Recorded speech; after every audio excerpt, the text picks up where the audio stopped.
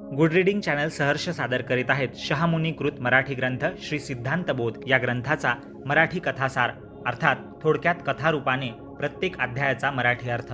50 अध्यायांच्या या सिद्धांत बोध ग्रंथातील 8 अध्याय त्यांच्या कथा आपण आधी पाहिलेल्या आहेत। पाहूया 9वा अध्याय। श्रिया राजा आणि चांगुणा यांची कथा या भागात आपण पुढे चालू ठेवत आहोत। मागील अध्यायात ही कथा सुरू झाली होती। पाहूया 9वा अध्याय। अध्यायाला सुरुवात करूया।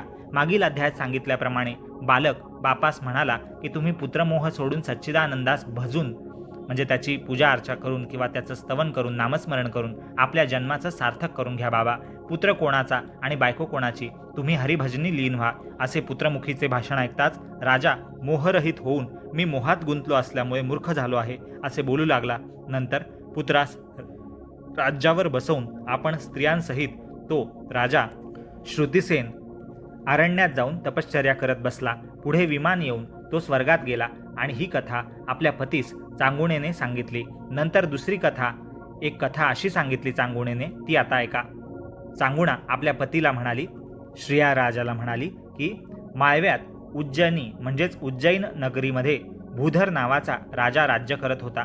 त्याची बायको आणि पुत्र आणि सून अशी 4 जण एकमताने मिळून मिसळून वागत होती। त्यांचे सत्व म्हणजे परीक्षा पाहण्याकरता नारद मुनी हंसवेश होऊन त्यांच्या बागेतील शंकरांच्या देवळाजवळ येऊन बसले। त्याला पाहताच सेवकांनी राजाला जाऊन कळवले। त्यावेळी नारद मुनीने राजपुत्राचा प्राण हरण केला। तेव्हा राजगृहात एकच आकांत झाला। दासी रडत सभेत येऊन राजास म्हणाली की महाराज, राजपुत्र अकस्मात मरण पावला आहे। असे ऐकताच प्रधान आणि प्रजाजन शोक करू लागले, पण राजा सुख दुःख न मानता स्वस्थ बसला। मग राजा सर्वांना म्हणाला की उगीच रडता कशाला, मेलेला मनुष्य परत येत नाही, मग त्याबद्दल रडण्यात काय अर्थ आहे, शोक का करावा। प्राण गेल्यावर स्मशानात नेऊन प्रेताचे दहन करावे। आधी आपण त्या साधूस भेटून येऊ आणि मग प्रेताचे दहन करू। असे बोलून राजा ऋषींजवळ आला आणि अत्यंत विनयाने हात जोडून म्हणाला की गरिबांना कल्पतरू भेटावा, तृषितास म्हणजे तहानलेल्याला क्षीरसागर मिळावा। त्याचप्रमाणे आपल्या दर्शनाने मला आनंद झाला आहे। सर्व जीवांचा उद्धार करण्याकरता पृथ्वीवर आपण संचार करता फिरत असता तरी आपण माझ्या आश्रमात येऊन तो पवित्र करावा। राजाचे हे भाषण ऐकताच मुनी म्हणाले की राजा, तुझा सद्गुणी पुत्र मेल्यामुळे घरात शोकसमुद्र उचंबळला आहे, तरी तेथे मी कशाला येऊ। राजा बोलला की शोक करणे हा केवळ मायेचा भ्रम आहे। जो मुळी जन्मलाच नाही तो मेला म्हणून शोक का करावा। स्वप्नातील ऋण कर्ज जागृतीत फेडावे लागते कधी का नाही। जन्माला कोण आलं आणि मेला कोण, हा सर्व मायेचा खेळ आहे। जगाचा व्यवहार पाहिला तर शोक व्यर्थ आहे। आलेला वाटसरू गेल्यास शोक का करावा। मातीची मूर्ती पाण्यात बुडवली, तिला कोण रडतो। मनुष्य आपल्या स्वार्थासाठी शोक करतात, दुसरं काही नाही। एक प्राणी आमच्या घरात जन्मला आणि निघून गेला, त्याचा खेद कसला। यासाठी स्वामी तुम्ही आनंदाने चला माझ्या घरी, माझ्या आश्रमात। असा राजाचा निश्चय पाहून मुनी म्हणाला की राजा, तू शहाणा आहेस, परंतु तुझी स्त्री शोकात बुडाली आहे, तेथे आम्हास आनंद कसा होईल।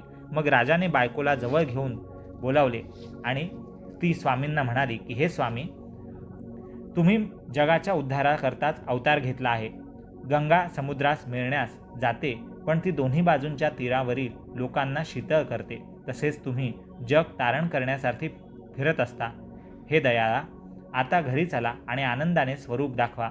अशी राणीची विनंती ऐकताच नारद मुनी म्हणाले की यांची अगाध कीर्ती समुद्रापेक्षा खोल आहे। मग तो तिला आणखी म्हणाला की तू विचाराने बोलतेस खरी, पण तुझ्यावर पुत्रमरणाचे भयंकर संकट ओढवलेले आहे। असे ऐकताच ती राणी हसून म्हणाली की स्वामी, अभ्रपटल म्हणजे ढग वितळल्यावर आकाशात गर्जना राहत नाही, वृक्ष पाने गळाली म्हणून खेद करत नाहीत, झाडावर पक्षी बसला किंवा उडून गेला तरी त्याबद्दल झाडास दुःख वाटत नाही, त्याप्रमाणे माझ्या पुत्राची गोष्ट आहे। राणीचे असे शब्द ऐकताच नारद मान डोलावून राणीस म्हणाला की तू म्हणतेस हे खरे, पण तुझ्या सुनेवर भयंकर प्रसंग कोसळला आहे। नंतर समंता सुनेस बोलावताच प्रतिप्रेमाचा त्याग केला आणि नारदाजवळ येऊन ती सून बोलू लागली की महाराज, तान्हेलेल्यास गंगा भेटावी किंवा भरतास रामभेट व्हावी, त्याप्रमाणे तुमच्या दर्शनाने माझ्या दुःखाचा लय झाला आहे। आपले दर्शन होताच माझ्या मनातील दुःख पार नाहीसे होऊन मनाला प्रेमाचे भरते आले आहे। तरी या गरीब दासीच्या विनंतीला मान देऊन आपण माझ्या घरी चलावे। समंतेचे भाषण ऐकताच नारद मनात म्हणाला की ही एकापेक्षा एक चतुर असून यांचा ज्ञानसागर भरलेला आहे।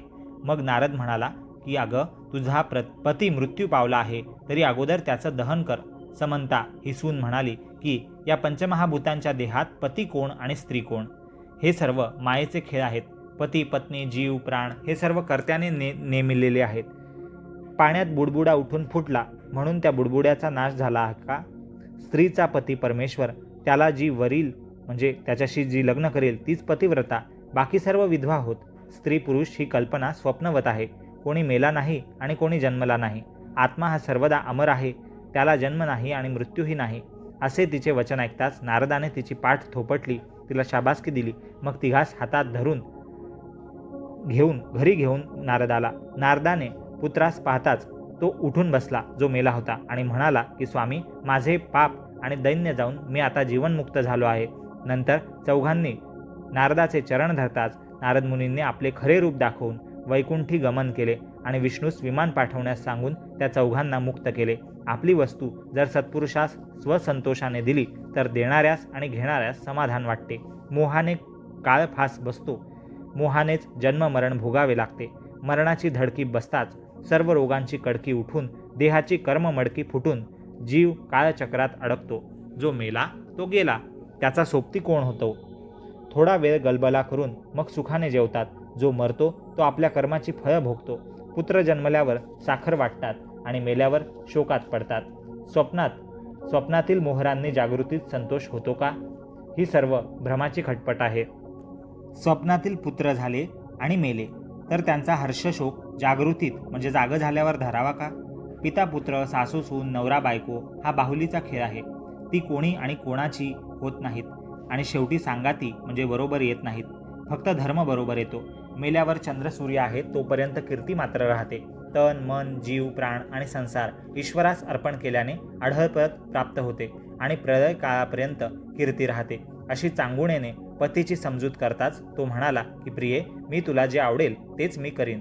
नंतर तिने पुत्रास हाक मारताच तो 5 वर्षांचा मुलगा धावत येऊन मला इतक्यात घाईने का बोलावले म्हणून विचारू लागला.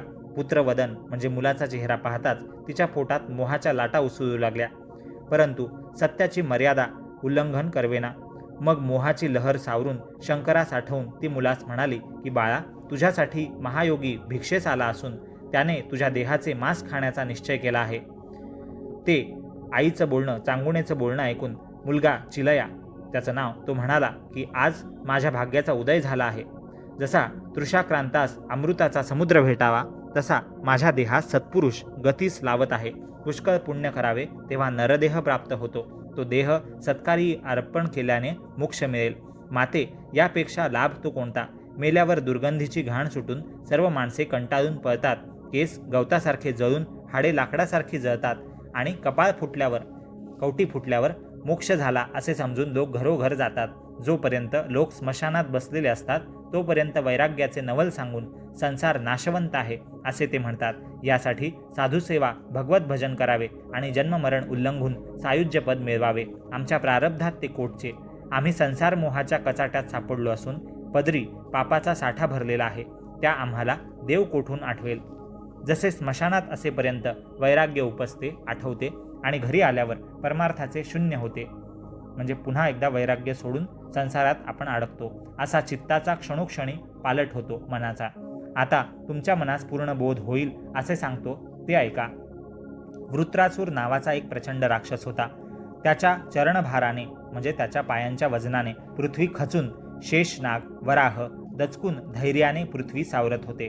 त्याचे 1000 हात लांब आणि 60 जग साठवेल एवढे तोंड असून 60 योजनांची हातात गदा होती. त्याच्या धाकाने देव भिवून विष्णूला शरण गेले.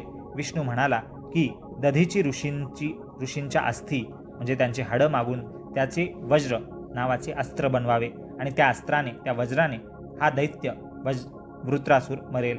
एरवी कोणत्याही प्रयत्नांनी तो मरणार नाही. इंद्र म्हणाला की देवा, त्या ऋषींच्या अस्थी कशा प्राप्त होतील? जीव कोणास नको आहे असे नाही. मग ऋषी प्राण कसा सोडेल? विष्णू इंद्राला म्हणाला की भगवत भक्त कृपेचे सागर आहेत. त्यांना देहाची आशा नसून ते परोपकारासाठी प्राण देण्यासही तयार असतात. मग इंद्र दधीची ऋषींजवळ येऊन हात जोडून उभा राहिला.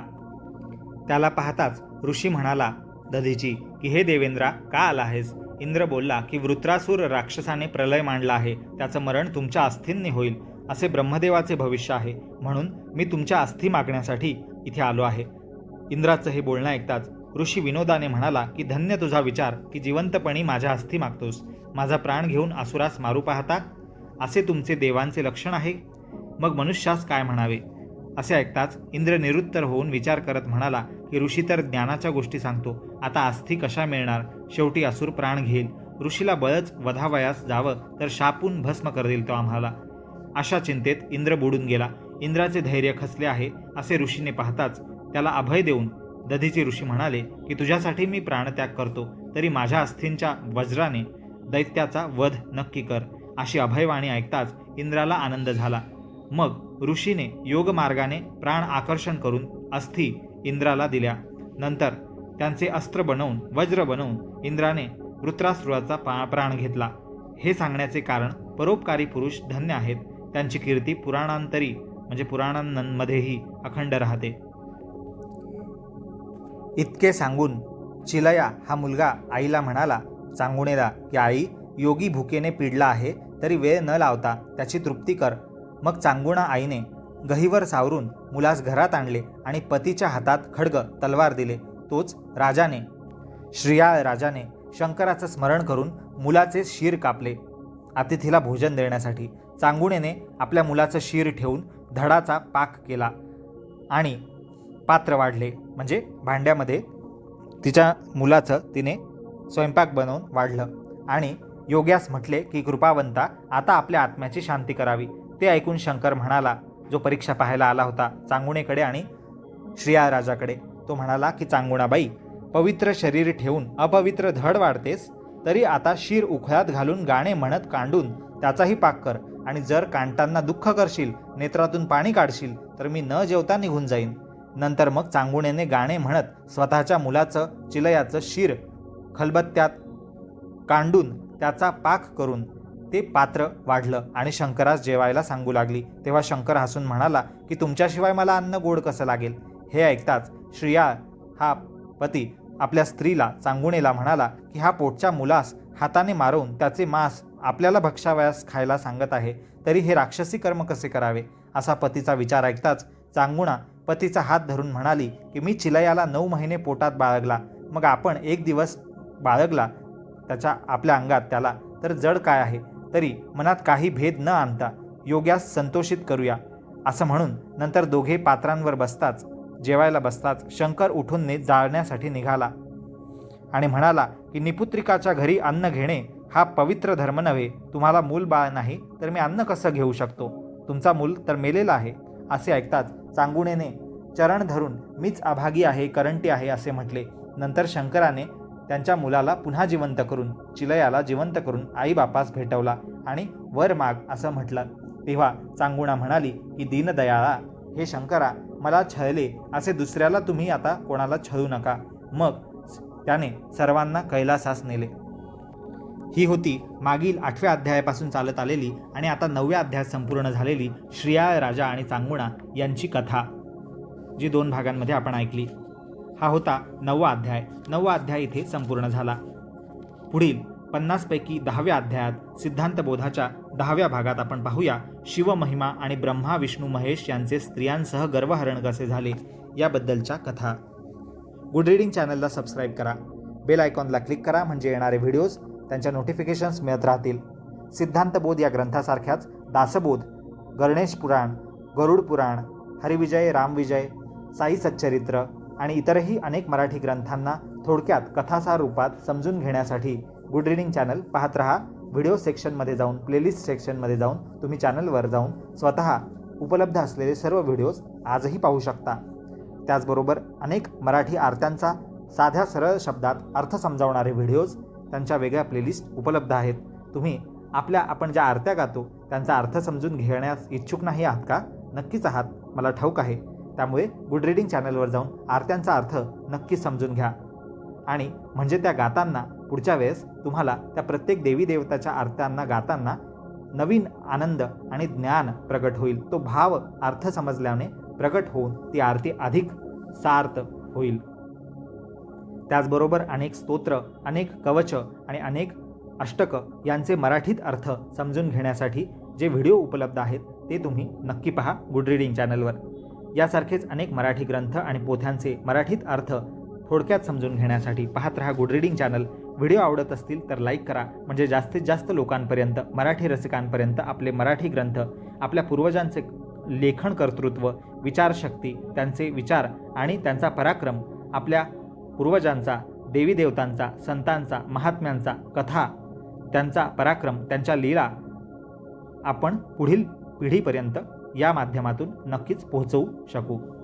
पाहत रहा गुड रीडिंग चॅनल. कमेंट सेक्शनमध्ये तुम्हाला काही सल्ला द्यायचा असेल, काही विचारायचं असेल, काही सांगायचं असेल तर नक्कीच तुमचं स्वागत आहे. पुन्हा भेटूया सिद्धांतबोध या शहामुनी यांनी रचलेल्या मराठी ग्रंथातील 50 पैकी पुढील अध्यायात, 10व्या अध्यायात शिवमहिमेबद्दल आणि आणखीन ब्रह्मा विष्णू महेश यांच्या गर्भहरणाबद्दलच्या कथेसहित. धन्यवाद. हरिओम तत्सत. जय जय रघुवीर समर्थ.